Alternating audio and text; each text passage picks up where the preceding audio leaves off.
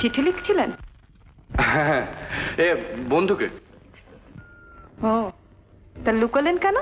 শোনো মঞ্জু, দেখুন, আপনি আমার নাম ধরে ডাকবেন না। আমি বড় লোকের দাম্ভিক মেয়ে, আমার দম্ভে লাগে। তাহলে ও গো হ্যাঁ গো এসব বলি কি? কেন মিস চৌধুরী বলতে পারেন না? চক্করতি যখন আসবে।